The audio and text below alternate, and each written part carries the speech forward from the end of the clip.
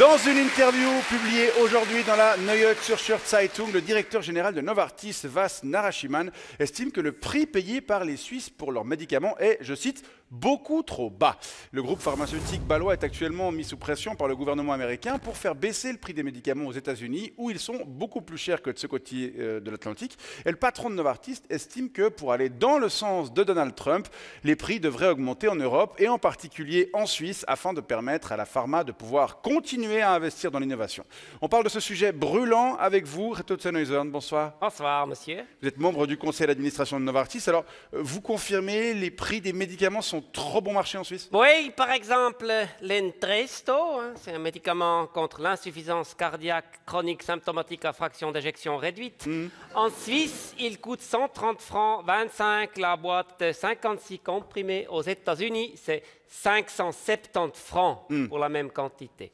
Avant des éventuels rabais négociés avec les assureurs. Ouais. Ça, pour le Kisqali, qui est un inhibiteur de kinase utilisé pour le traitement de certains types de cancers du sein, en Suisse, c'est 2383 francs 40 la boîte de 63 comprimés. Aux États-Unis, c'est 17 000 balles. Donc ça fait des différences incroyables, en effet. Alors, après, il y a certains produits où la différence elle est un petit peu moins importante. Par exemple, le Zolgensma. Le Zolgensma, c'est un médicament pour traiter l'amyotrophie spinale chez les enfants.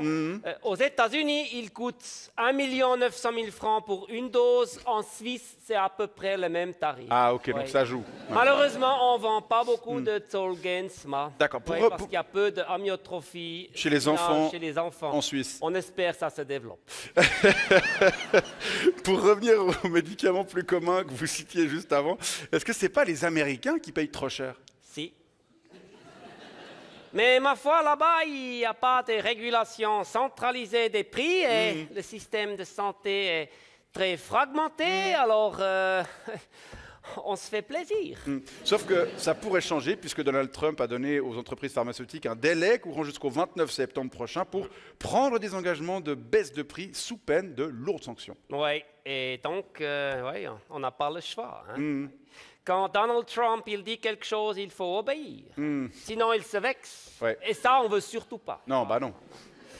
Et donc, il faudra, ma foi, augmenter les prix en Europe et en Suisse en particulier, parce que si on ne peut plus prendre dans une poche, il faut bien prendre dans l'autre. Oui, pour maintenir notre profitabilité, qu'on ne peut tout de même pas faire baisser. Pourquoi? Parce que... D'abord, ça ne ferait pas plaisir à nos actionnaires.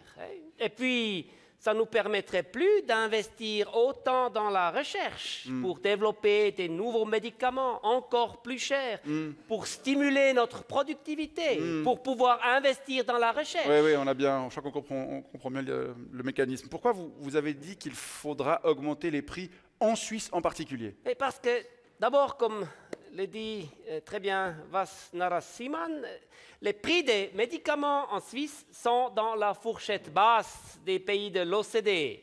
Ouais, ça, c'est un excellent élément de langage, comme on dit.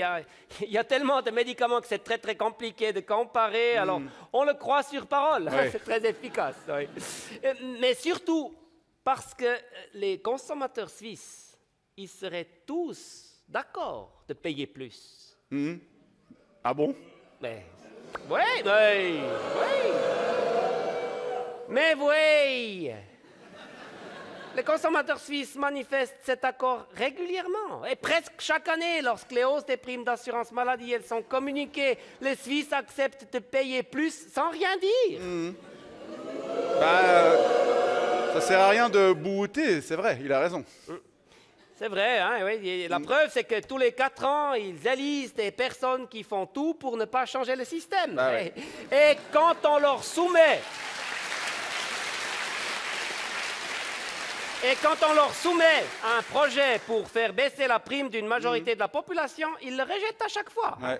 Alors, en tout cas, si on augmente les prix en Suisse comme c'est prévu, ça aura clairement un impact sur les primes. Ça, c'est tout à fait clair. Mais je suis persuadé que les habitants du pays, ils seront d'accord de faire un petit effort financier supplémentaire pour permettre à Novartis de maintenir ses marges et pour faire plaisir à Donald Trump. Bah, on verra ça et on a hâte de savoir comment ce dossier va évoluer. Rendez-vous dans 10 jours pour connaître la réaction du président américain aux propositions de la pharma. Reto Tsenezian, membre du conseil d'administration de Novartis, merci pour ces explications et bonne soirée. Je reviens quand je veux. Merci beaucoup.